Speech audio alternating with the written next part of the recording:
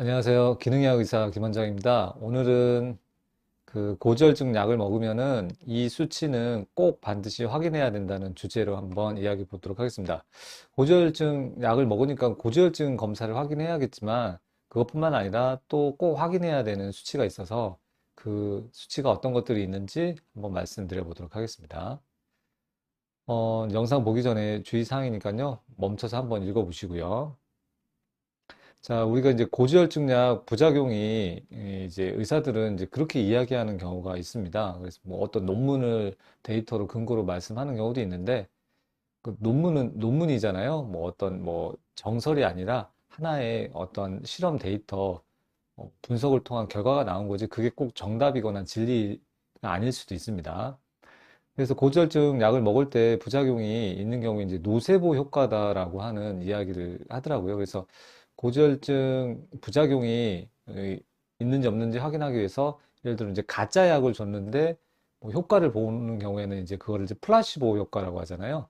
플라시보 효과라고 하는데 반대로 가짜 약을 줬는데 오히려 부작용을 경험하거나 부작용을 경험하는 경우에 그 노세보 효과라고 합니다. 그래서 환자의 그 부정적인 그 신념 이런 것들이 작용을 해가지고 가짜 고지혈증 약을 줬는데 고지혈증 약에서 나타나는 뭐 근육통과 같은 그런 부작용이 생기는 거다. 그래서 약간 좀 정신적인 그런 영향이지 않나, 심리적인 정신적인 효과에 의해서 부작용이 생기는 거다. 뭐 이렇게 얘기하는 경우도 있습니다. 뭐그 말이 완전히 틀린 말은 아닐 거예요. 근데 노세보 효과도 일부 있을 수 있다고 생각합니다. 그리고 이제 환자가 예민해서 그렇다. 그리고 이제 고지혈증 약 부작용은 뭐 코큐텐이 떨어지니까 영양소가 좀 단순한 영양소 결핍이 있어서 영양소만 보충하면 되겠구나. 뭐 이런 식으로 조금 단순하게 과소평가하는 경향이 있을 수도 있겠습니다. 그렇지만 이제 그 고지혈증 지난번에도 한번 말씀드렸는데 고지혈증 약 이 스타틴이 결국에는 콜레스테롤을 합성하는 이 대사 과정 중에 중간에 여기 아주 중요한 그 속도를 결정하는 HMG 코에이 리덕테이지라고 하는 효소를 억제하는 약물이 스타틴입니다. 그래서 여기서 억제를 하게 되면은 아 그래서 이제 파렌실 파이로포스페이트 이쪽이 이제 잘 생성이 안 되면서 유비퀴논이라고 하는 우리가 흔히 알고 있는 코엔자임 Q10이 떨어진다. 그래서 이제 코엔자임 Q10이 부족해질 수 있다. 이렇게만 생각을 하는데요.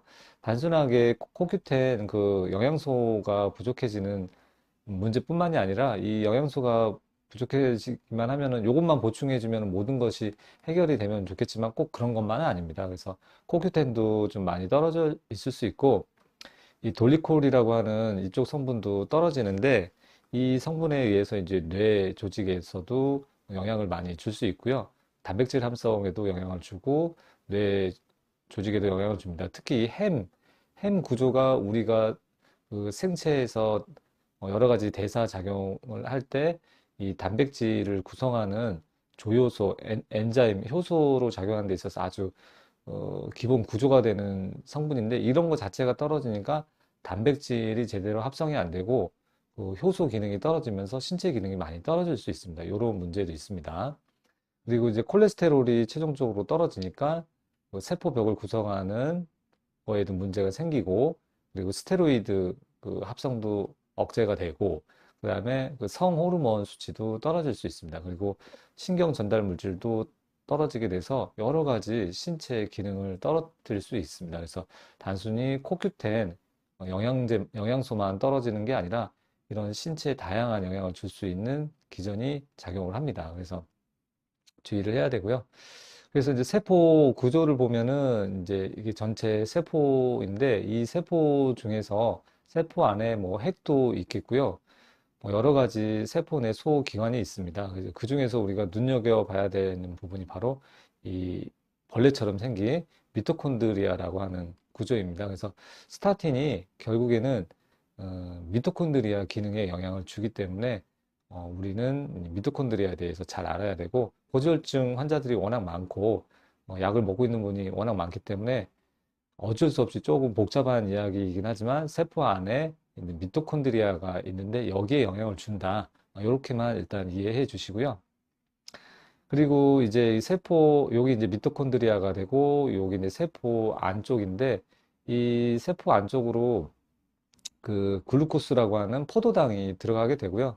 이 포도당이 이 세포 안으로 들어가면은 이제 해당 작용, 그래서 포도당을 분해하는 과정이 쭉 진행이 됩니다. 그래서 이렇게 포도당이 분해가 돼서 에너지를 생성을 하고요. 그리고 중간에 이 포도당 같은 경우에는 이제 어, 그 핵산을 만드는 과정에도 참여를 합니다. 그래서 핵산을 만들어서 세포가 복제되고 우리의 DNA 유전자 성분도 복제가 되는 과정이기 때문에 우리가 세포가 어느 정도 이제 시간이 지나면 새로운 세포로 이렇게 교체가 돼야 되잖아요. 그래서 세포를 재생하는 데 있어서 아주 중요한 대사 과정 중에 하나가 포도당이 대사되는 과정입니다. 여기 과정에 또 관여하는 것이 결국에는 미토콘드리아가 되겠습니다. 그래서 미토콘드리아가 세포 그 핵을 만드는 데 있어서도 역할을 하고 있고요. 그리고 이제 그 포도당이 이렇게 분해가 되고 나서 파이루베이트라고 하는 어, 성분으로까지 분해가 되고 이 파이루베이트가 들어오게 되고 여기 이 TCA 사이클 이 크랩스 회로를 돌게 돼서 최종적으로는 이제 ATP를 형성을 하게 됩니다. 그래서 우리가 살아갈 수 있는 에너지를 만들 수 있는 어, 세포 내 기관인데 이거 자체가 스타틴을 먹으면은 망가지고 손상이 될 수 있습니다. 그런 과정 중에 세포 기능이 많이 떨어져서 여러 가지 부작용이 생길 수 있는 것입니다. 그리고 이 TCA 사이클 그 크랩스 회로가 돌아갈 때 여기서도 다양한 아미노산이 생성이 되기도 하고요. 그리고 지방을 합성을 하는 과정도 또 지방을 태우는 과정도 다 이 미토콘드리아와 연관이 되어 있기 때문에 미토콘드리아 기능이 떨어져서 우리가 제대로 건강을 잘 유지할 수 없는 상황이 됩니다. 그래서 스타틴의 영향은 상당히 중요하다고 할 수 있겠습니다. 그래서 단순하게 예민한 사람이 반응하는 그런 그 노세포 효과에 의한 그런 부작용이 아니라 세포 기능 자체가 문제가 된다고 이렇게 볼 수가 있겠습니다. 그래서 이제 미토콘드리아가 오늘의 가장 큰 핵심 키워드 중에 하나입니다. 그래서 미토콘드리아를 잘 알아두시고요. 거의 모든 질병이 이 미토콘드리아가 기능이 망가지면서 다양한 질병들이 생길 수 있습니다. 근데 암도 미토콘드리아 문제일 수 있고, 고혈압, 당뇨, 고지혈증, 여러 가지 만성 질환은 결국 미토콘드리아를 어떻게 잘 기능을 좋아지게 만드느냐, 여기가 관건이 될 수 있다고 할 수 있겠습니다. 그래서 스타틴이라고 하는 고지혈증 약이 그 미토콘드리아에서 그 ATP를 만드는 과정 중에 TCA 사이클이 돌아가게 되고 그 TCA 사이클이 돌아가고 나서 결국에는 이 전자전달 시스템이 진행이 되고 이 전자전달 시스템이 돌아가면서 이 ATP를 만들게 됩니다. 근데 이 전자전달 시스템이 돌아가기 위해서는 그 효소들이 이 미토콘드리아 안쪽 면에 효소들이 이렇게 존재하는데 이 효소들이 충분히 코큐텐을 포함한 이런 컴플렉스 효소들이 제대로 작동을 하지 못하면은 에너지 생성이 안 되고 활성산소가 엄청나게 증가할 수 있습니다. 그래서 이 효소들을 구성하는 데 있어서 아까 그 햄 구조들이 필요한데 이 스타틴이 콜레스테롤 합성을 억제하는 과정 중에서 이 그 호흡 효소 그 세포 내 레스피레이터리 체인에 망가뜨리는 역할을 스타틴이 하기 때문에 결국에는 미토콘드리아가 데미지를 입게 되고 결국 미토콘드리아가 손상을 받게 되면은 세포 자체의 기능이 떨어져서 세포 자살 프로그램이 들어가면서 세포들의 기능이 현저하게 떨어질 수 있는 것입니다. 그래서 이렇게 뭐 이론상으로 이렇게 설명하는 것 같잖아요. 그래서 실제로 이 스타틴 고지혈증 약을 먹으면은 LDL 콜레스테롤이 줄어드는데 과연 그러면 코큐텐이 진짜 줄어드는지 저는 이제 많이 궁금하더라고요. 그래서 코큐텐 검사를 최근에 저도 시작했고요. 어, 이 검사 데이터 값을 한번 살펴보면은 좀 더 현실적으로 와 닿을 것 같습니다.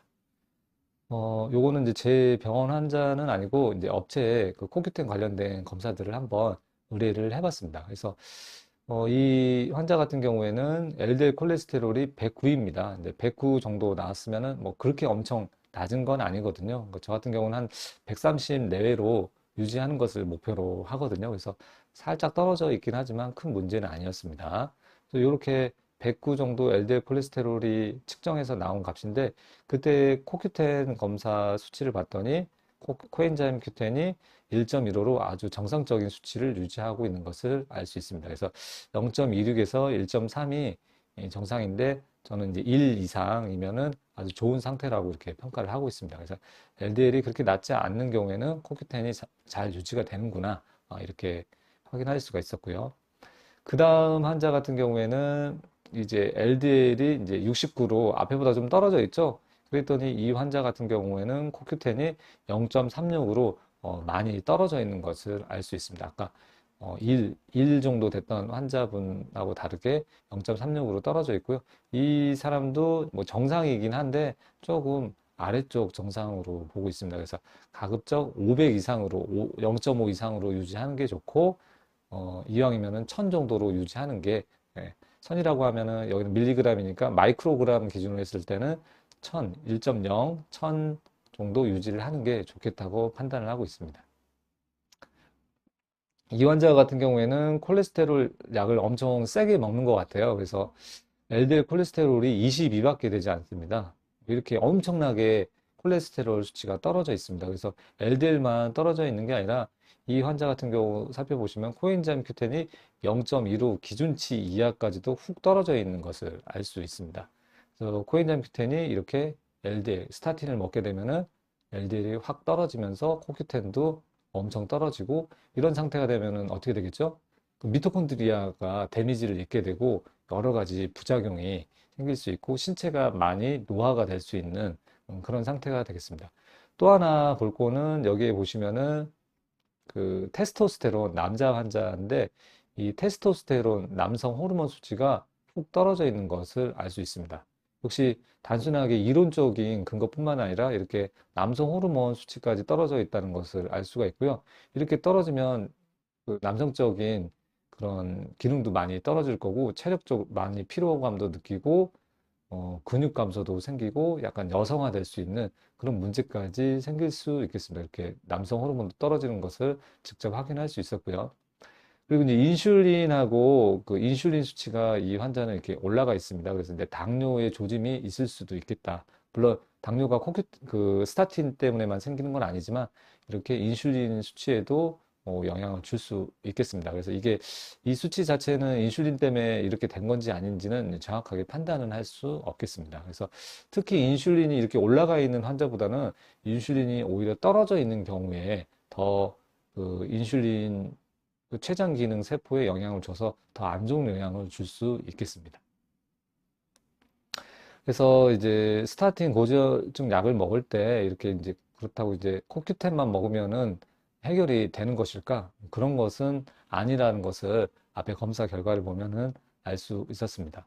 먼저 고지혈증 약 스타틴을 먹으면은 체크해야 봐야 될 항목이 LDL 콜레스테롤이 너무 떨어지진 않는지 잘 체크해 봐야 되겠고요. 코엔자임 Q10 수치가 너무 떨어지진 않는지, 그리고 성 호르몬이 너무 떨어지진 않는지, 그리고 혈당이 오르진 않는지, 인슐린 수치가 너무 과하게 분비되거나 너무 떨어지지 않는지, 그리고 이제 비타민 D 수치가 너무 떨어지지 않는지, 이렇게 스타틴 약을 하나 먹었음에도 불구하고 여러 가지 영향을 줄 수 있습니다. 그래서 이런 것도 약을 드시는 분이라면 꼭 체크를 해보시는 것이 좋겠습니다.